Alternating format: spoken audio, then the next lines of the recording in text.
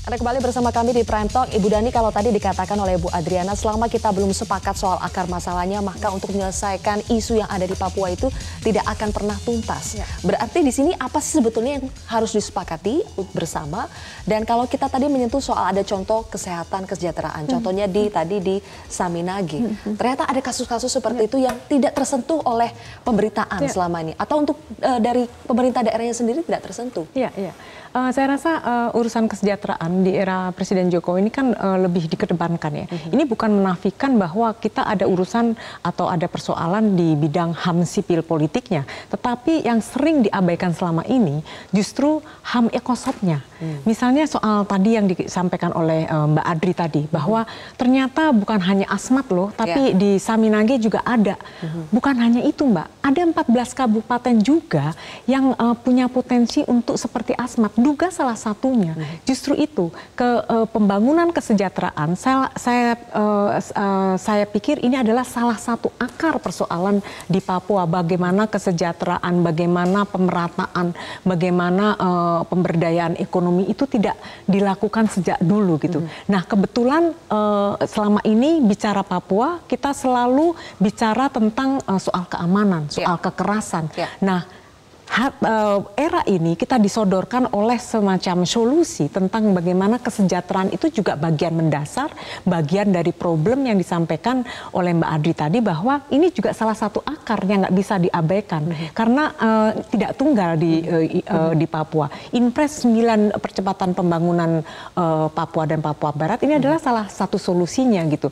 Dan saya rasa pembangunan kesejahteraan soal pendidikan, kesehatan, infrastruktur dan lain-lain itu terutama infrastruktur jangan dilihat hanya fisik saja.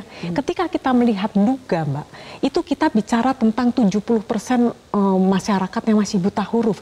Tidak ada lampu, air bersih, sanitasi air bersih, terus kemudian akses jalan dan lain-lain. Tadi Presiden juga mengatakan bahwa betapa sulitnya untuk akses ke Duga. Bagaimana kita akan membuat kawan-kawan di Duga berpendidikan tinggi, berkesehatan tinggi seperti saudara-saudara yang di tempat lain kalau kita tidak mulai dengan pembangunan fisik. Karena itu harus ada skala prioritasnya. Mungkin dimulai dari pembangunan fisik, kemudian bisa melebar kemana-mana.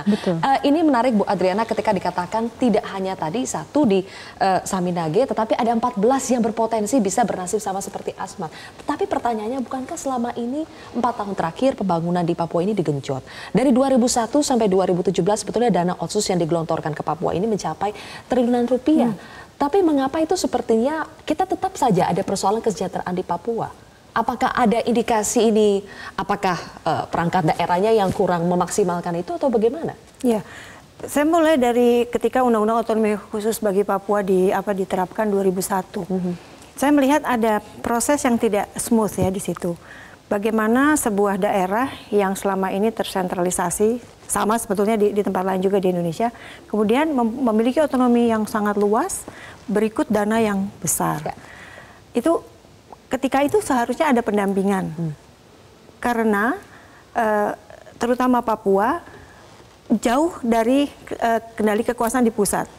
Kemudian dengan otoritas yang begitu besar, pasti mereka menemukan kesulitan-kesulitan bagaimana mengimplementasikan otoritas itu. Nah, contoh yang paling jelas sebetulnya ketika Human Index-nya rendah di pendidikan kesehatan, itu kan contoh sebetulnya dari 2001 sampai sekarang ada perbaikan tapi kan tidak signifikan. Kemudian jumlah orang Papua sendiri tidak berkembang secara tinggi juga. Mungkin orang asli Papua sekarang tidak sampai 3 juta orang. Padahal dari 2001 sampai sekarang aja sudah berapa tahun gitu. Itu kan ada sebuah persoalan bagaimana sebuah otoritas, sebuah anggaran yang besar diberikan tapi tidak menunjukkan hasil yang optimal. Motor penggerak di daerah pasti kan pemerintah daerah. Betul. Ya, uang sudah digelontorkan dari pusat. Betul. Tapi bagaimana daerah mengelola itu? Anda melihatnya selama ini seperti apa? Nah, kalau memang tidak ada kapasitas yang cukup, harusnya kan ada pendampingan dari awal. Ini karena sekarang sudah sebegitu lama dengan pola penanganan atau pengelolaan anggaran yang seperti itu, jelas hasilnya tidak akan maksimal. Kemudian juga kapasitas birokrasi daerahnya sendiri, karena kepala daerah kan tidak bisa bekerja sendiri.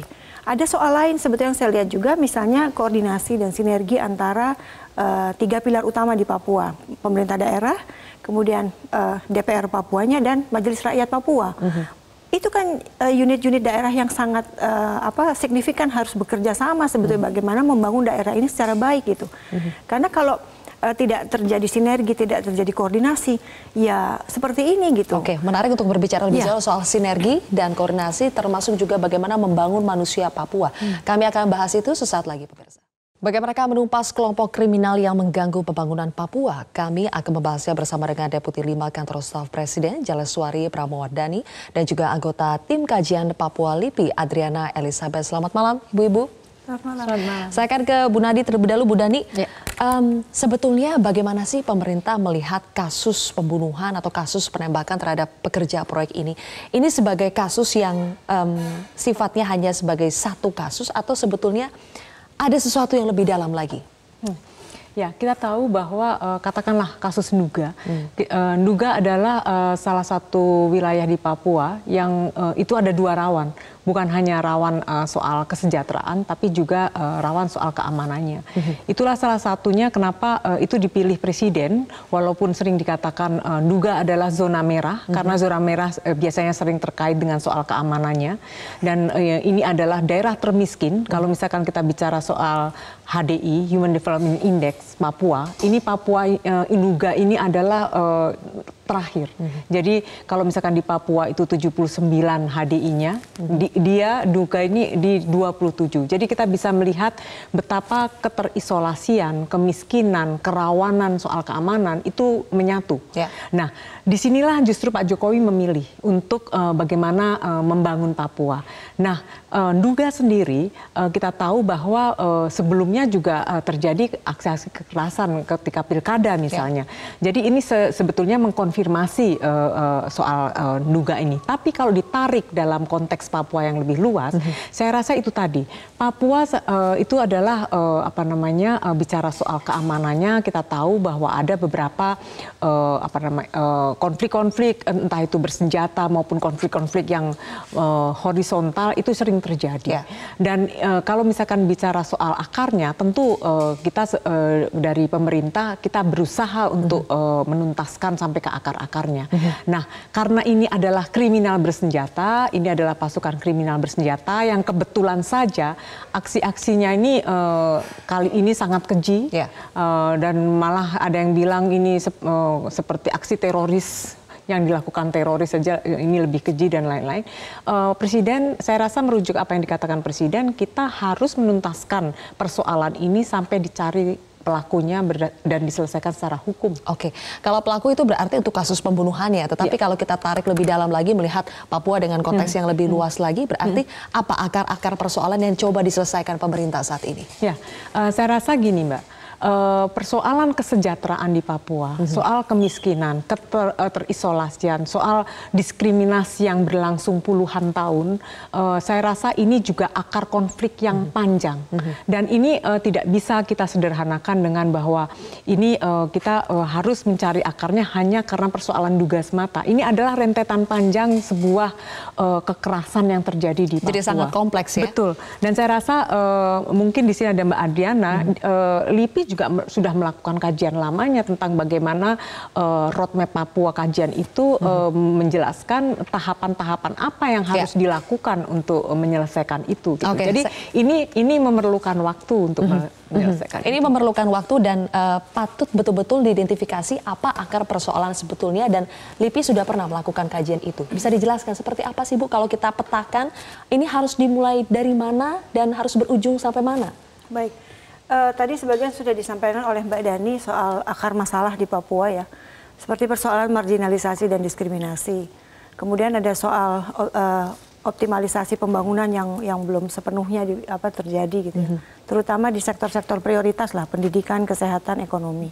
Infrastruktur sudah jauh lebih baik di Papua. Kemudian ada soal kekerasan negara dan pelanggaran HAM, dan juga pro kontra terkait dengan proses integrasi Papua. Kalau ada satu saja dari map persoalan yang LIPI rumuskan itu masih ada, ya selama itulah Papua masih menjadi daerah yang bermasalah. Tapi saya melihat sebetulnya, dan saya sepakat dengan Presiden Jokowi untuk tidak perlu kemudian pembangunan berhenti dengan kejadian di Nduga. Tapi mesti dilihat kalau memang itu persoalan kriminal, itu harus penegakan hukum. Pendekatannya hukum.